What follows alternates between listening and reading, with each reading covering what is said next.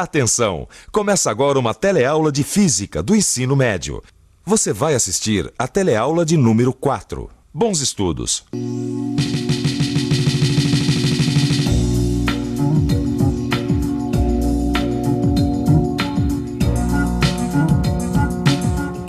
Olha só que interessante. Estava lendo uma reportagem que compara o desempenho de dois veículos, um chamado Copa e outro chamado Duna, e que a velocidade máxima que eles atingem é igual, 50 metros por segundo, ou seja, 180 quilômetros por hora. Nada mal, não é mesmo? Mas aqui na tabela está dizendo que eles têm uma diferença de performance. Partindo do repouso, após 10 segundos, o Copa atinge uma velocidade de 30 metros por segundo, ou seja, 108 quilômetros por hora. E o Duna, uma velocidade de 20 metros por segundo, ou 72 quilômetros por hora. Só com essas informações, vocês saberiam me dizer qual dos dois é o melhor? Parece fácil, não é mesmo? E depois da nossa teleaula de hoje, vai ficar mais fácil ainda. Hoje você vai aprender o que é aceleração, vai ver o que é movimento retilíneo uniformemente variado e vai ficar sabendo, para esse tipo de movimento, qual é a função horária da velocidade e a função horária da posição. Você está interessado como eu? Então aperte os cintos e acelere, porque a nossa teleaula de hoje está começando.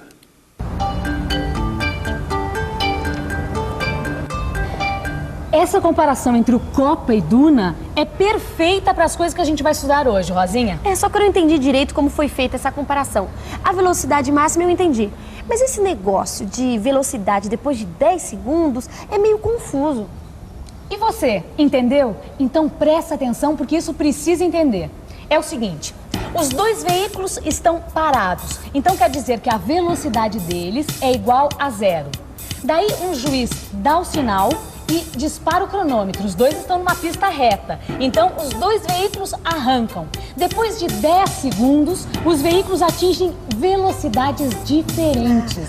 Um atingiu 30 metros por segundo e o outro atingiu 20 metros por segundo.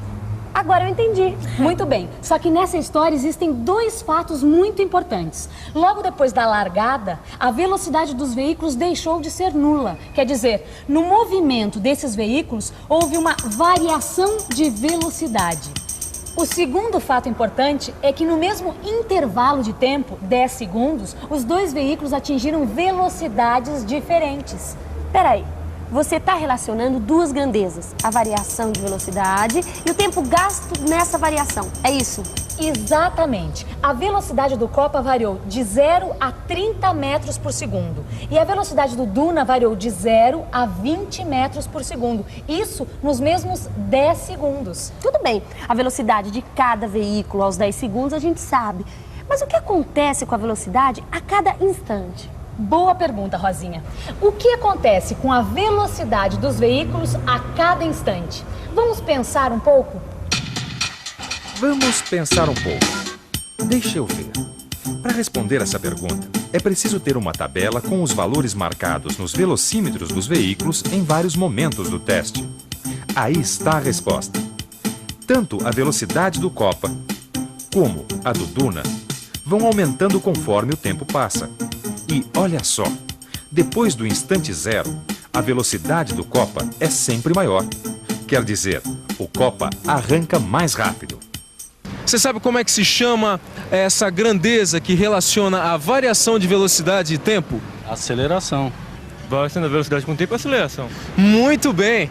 Parece que está na hora da gente conhecer uma nova grandeza física. Uma grandeza que relaciona a variação de velocidade e o tempo. É isso mesmo, está na hora da gente conhecer a aceleração. Aceleração é uma medida da variação da velocidade de um corpo num certo intervalo de tempo. A medida da variação da velocidade num intervalo de tempo. Não, tudo bem, o conceito eu entendi. Mas eu queria ver na matemática mesmo, como é que a gente calcula a aceleração. Bom, para isso, Rosinha, nós precisamos usar essa tabela aqui, onde nós temos a velocidade a cada instante. Entendeu? Bom, nós vamos ver a variação da velocidade do Copa entre os instantes T1 igual a 2 segundos e T4 igual a 8 segundos.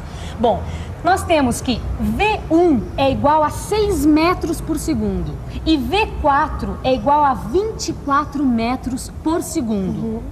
Ou seja, nós temos que a variação de velocidade, ΔV, é igual a V4 menos V1. E nós temos que a variação de tempo, ou seja, ΔT, é igual a T4 menos T1. Entendeu? Agora, para calcular a aceleração, basta a gente dividir a variação da velocidade pelo intervalo de tempo que é necessário para que essa variação ocorra. Então, quer dizer, nós temos que a aceleração é igual a ΔV sobre ΔT. Então, a aceleração do Copa é igual a V4 menos V1 sobre T4 menos T1. Substituindo os valores, nós temos 24 menos 6 sobre 8 menos 2. Fazendo as contas, ó, 18 sobre 6, que dá 3. 3 o quê, Maristela? Excelente pergunta, Rosinha. Está na hora da gente falar sobre a unidade de aceleração. Bom, a grandeza física aceleração vem da combinação de duas outras grandezas, velocidade e tempo. Da mesma forma, a sua unidade vai ser uma combinação das unidades dessas duas grandezas. Metro por segundo dividido por segundo. Usando a matemática fica metro por segundo vezes segundo, ou metro por segundo ao quadrado, que costuma ser representado assim. Quer dizer então que a aceleração do Copa é 3 metros por segundo ao quadrado? Perfeito. A unidade de aceleração é sempre uma unidade de comprimento sobre uma unidade de tempo ao quadrado. Isso é fácil de entender. No caso do Copa, por exemplo, aceleração igual a 3 metros por segundo ao quadrado. Isso quer dizer que a cada segundo a sua velocidade aumenta em 3 metros por segundo. Já que a velocidade inicial é igual a 0, então, depois de 1 segundo, a velocidade é 3 metros por segundo. Depois de 2 segundos, 6. E depois 9, 12 e assim por diante. Mas espera aí, não tem nenhum momento que a variação de velocidade é diferente, não? Nesse caso que a gente está vendo agora, não. Quaisquer que sejam os instantes para o cálculo da aceleração, o valor encontrado vai ser sempre o mesmo. Isso porque, nesse movimento que a gente está estudando agora, a aceleração é constante. A aceleração constante. Confere. Usando aquela tabela de velocidades e tempos, eu fiz o cálculo de aceleração para 4 intervalos de tempo diferentes, tanto para o Copa como para o Duna. E é verdade, a aceleração não varia. Os dados registrados nessa tabela podem ser representados através de um gráfico velocidade por tempo.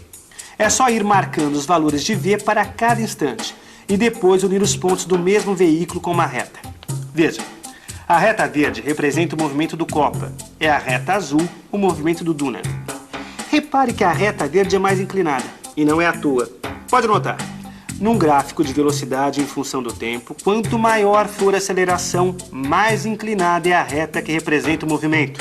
E mais, também é possível descobrir a aceleração pelo gráfico. É só escolher 2 instantes e fazer a divisão, ΔV por ΔT. Fácil, fácil. Imagine então a seguinte situação, tudo acontecendo ao mesmo tempo. O sinal fica verde, eu disparo esse cronômetro aqui e um carro dispara na mesma aceleração do Duna, ou seja, 2 metros por segundo ao quadrado. Admitindo-se que a aceleração vai se manter constante, será que dá para a gente calcular qual vai ser a velocidade desse carro daqui a uns 15 segundos, por exemplo?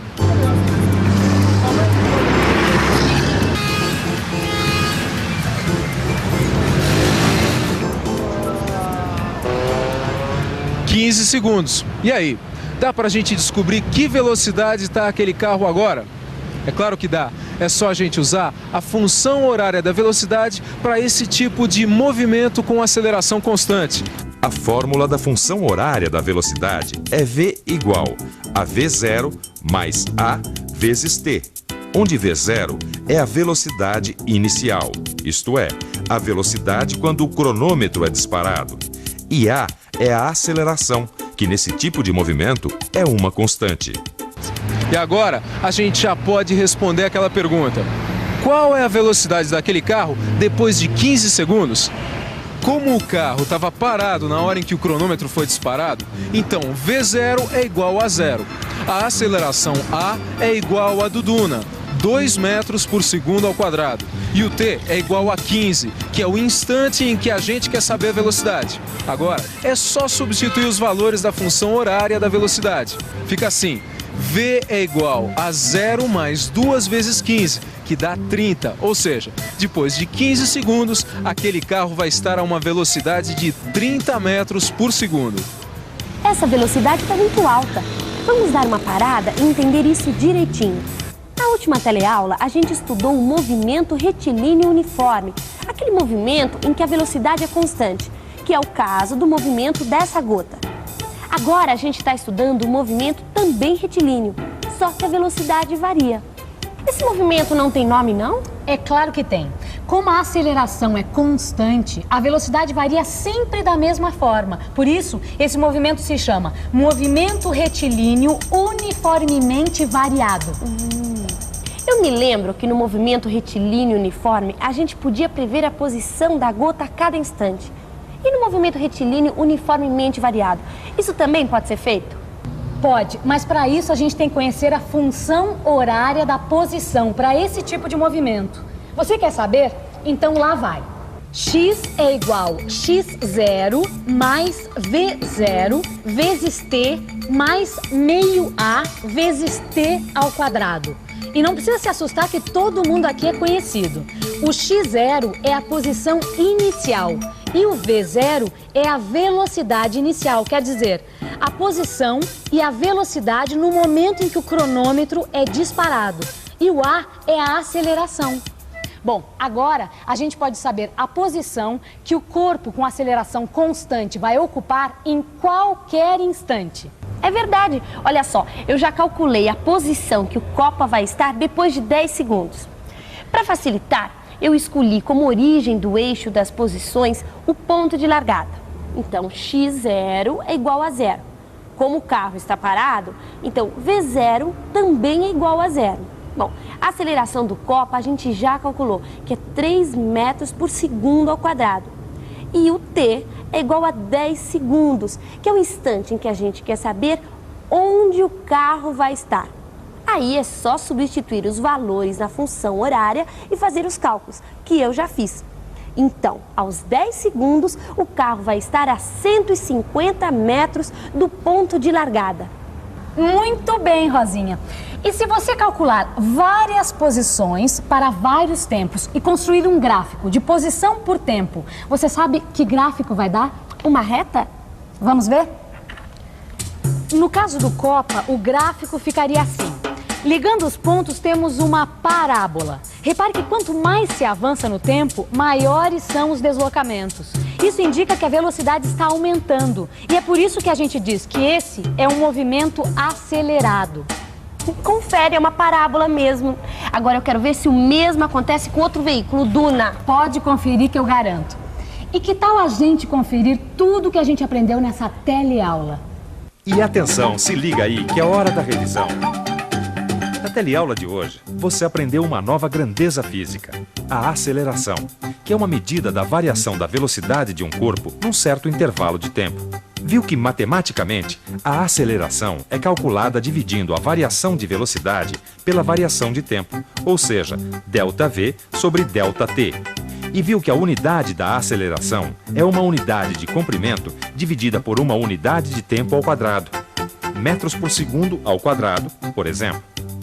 Você também ficou conhecendo a função horária da velocidade para movimento com aceleração constante. E viu que esse tipo de movimento é chamado de movimento retilíneo uniformemente variado, já que sua velocidade varia de maneira uniforme. Por último, você entrou em contato com a função horária da posição para esse tipo de movimento, que permite prever a posição do corpo em qualquer momento.